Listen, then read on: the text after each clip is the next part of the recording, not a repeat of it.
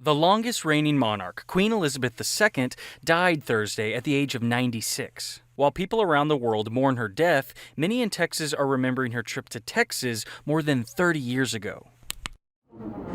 In May of 1991, Queen Elizabeth and her husband, Prince Philip, took a trip to Texas as a part of a 13-day trip through the United States. She started her visit to the Lone Star State in Austin. Texas Governor Ann Richards greeted her as hundreds of people poured onto the steps of the Capitol. No state commands such fierce pride and loyalty. Lesser mortals are pitied for their misfortune in not being born Texans.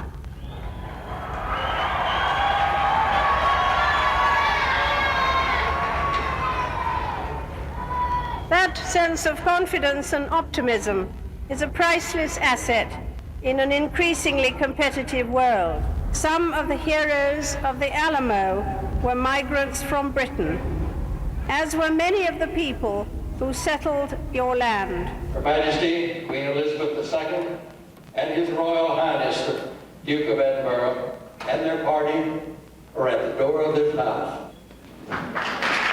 She later received 6 pairs of Fort Worth crafted boots for her grandchildren. Next up, San Antonio, where the royal couple spent 3 days.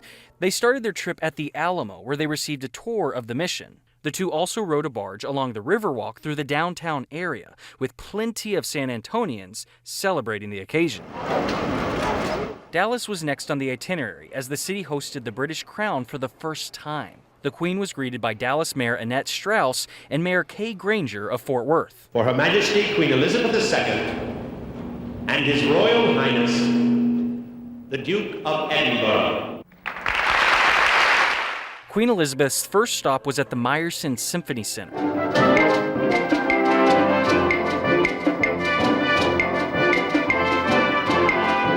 where she also saw performances by a dance group from the Mexican state of Jalisco.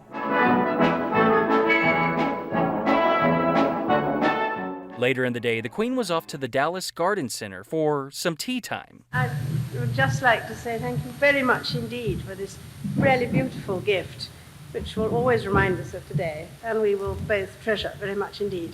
City leaders also had the Queen join them in celebration of Dallas's 150th birthday. First of all, I want to congratulate you, Madam Mayor, and all the citizens of Dallas on the 150th anniversary of the founding of your city.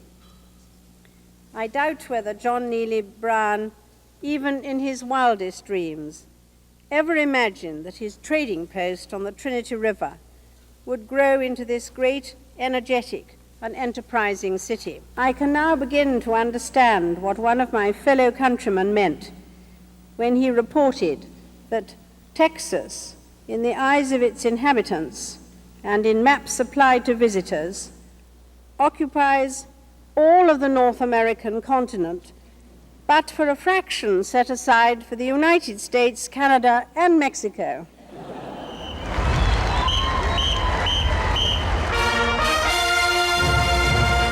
The royal couple's final leg was in Houston, where they were greeted by a performance of Home on the Range. Queen Elizabeth then went to the NASA Johnson Space Center, getting a tour of Mission Control, before seeing robotic food crews at work at a new veterans hospital.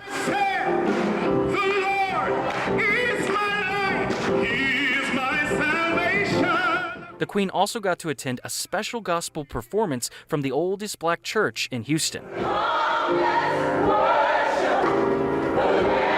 It was a historic 3-day trip that left many across Texas with memories they will never forget.